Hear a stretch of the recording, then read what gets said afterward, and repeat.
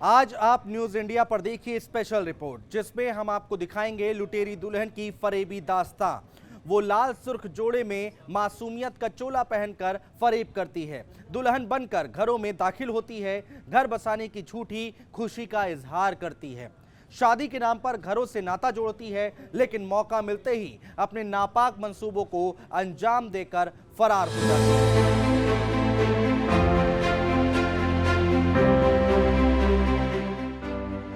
लुटेरी दुल्हन से सावधान। पहले करती है धूमधाम से शादी, फिर घर को लूटकर हो जाती है फरार। चालबाज दुल्हन से जरा बच के। शादी 9 दिसंबर 2018 को हुई थी और हम लोग 22 मई को क्वारंटाइन थे।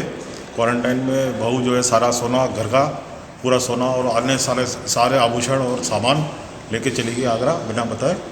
और उसके बाद जो है 2 महीने तक उन्होंने कोई बात नहीं करी।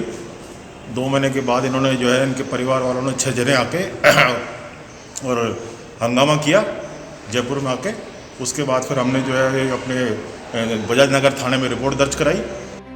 अगर आपकी उम्र शादी की हो गई है और आप शादी के लिए लड़की ढूंढ रहे हैं तो सावधान रहिए, कहीं आपकी शादी लुटेरी दुल्हन से तो नहीं हो रही। हमारा मकसद आपको डराना नहीं है, बल्कि आपको सचेत करना है, सावधान करना है। दरअसल राजस्थान में पिछले 6 महीने में 80 से ज्यादा मुकदमे ऐसी ही लुटेरी दुल्हन के खिलाफ दर्ज हुए हैं। वारदात के बाद परिवार को इस बात का यकीन करना भी मुश्किल हो जाता है कि जिस लड़की को वो दुल्हन बनाकर घर लाए, वो घर बसाने की जगह घर लूटकर ही फरार हो गई और पीछे छोड़ गई तमाम सवाल। उस लड़की का नाम रेखा नाम की लड़की है। ये यहीं जयपुर के अंदर पुरानी चौंगी पे रहती है।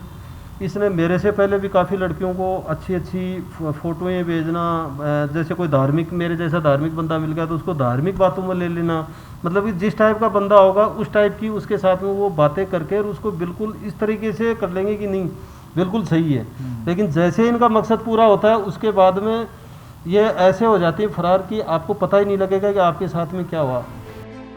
बताया जा रहा है कि ज्यादातर लुटेरी दुल्हन बिहार, झारखंड, राजस्थान, पश्चिम बंगाल से होती है। ये लड़कियां गरीब परिवार से होती हैं, इसलिए जल्दी पैसे कमाने के चक्कर में शादी के बाद लूट की वारदात को अंजाम देती है। इस गिरोह के मास्टरमाइंड दलाल होते हैं। यही दलाल दोनों परिवारों को मिलवाते हैं।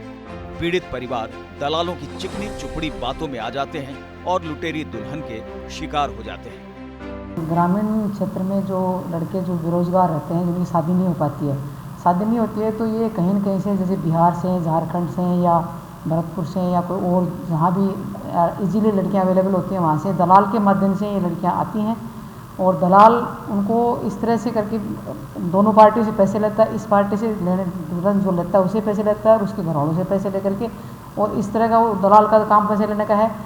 तो नए नए तरीके वारदात जो लोग अपनाते हैं इसको मॉडस ऑपरेंडी कहते हैं।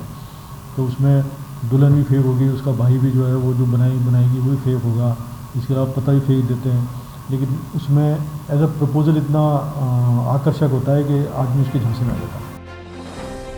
अब सवाल ये है कि आखिर राजस्थान में इस गिरोह का इन दिनों आतंक क्यों है? दरअसल राजस्थान में तेजी से लिंग अनुपात में कमी आई है, जिसकी वजह से कई बार लड़कों की शादी सही समय पर नहीं हो पाती और परिवार जल्द शादी के मंसूबे की वजह से दलालों के चक्कर में पड़ जाता है। यहीं से गिरोह अलर्ट हो जाता है और वारदात को अंजाम देकर फरार हो जाता है। ऐसे में अगर आप भी शादी के अरमान संजो रहे हैं तो सावधान हो जाइए और शादी से पहले अच्छी तरह से लड़की और उसके परिवार के बारे में जांच पड़ताल कर लीजिए।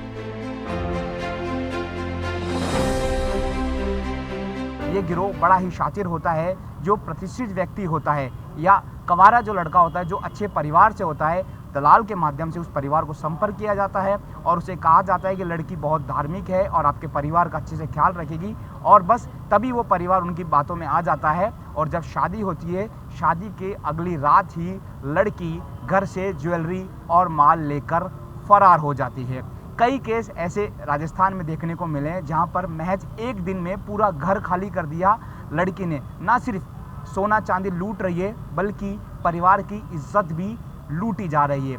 बड़ी बात यह है कि वो गिरोह भी पीड़ित के खिलाफ मुकदमा दर्ज कराता है, उन्हें डराता है कि आपके खिलाफ दुष्कर्म का मुकदमा दर्ज किया जाएगा, दहेज का मुकदमा दर्ज किया जाएगा। तो ऐसे झूठे मुकदमे के खिलाफ भी कार्रवाई की जाए और ऐसे गिरोह जो सक्रिय, जो कि राजस्थान की इमेज खराब करने का काम कर रहे हैं, इनके खिलाफ भी सख्त कार्रवाई की जानी चाहिए। सहयोगी जितेश शर्मा के साथ मैं दीपक चावला, न्यूज़ इंडिया, जयपुर।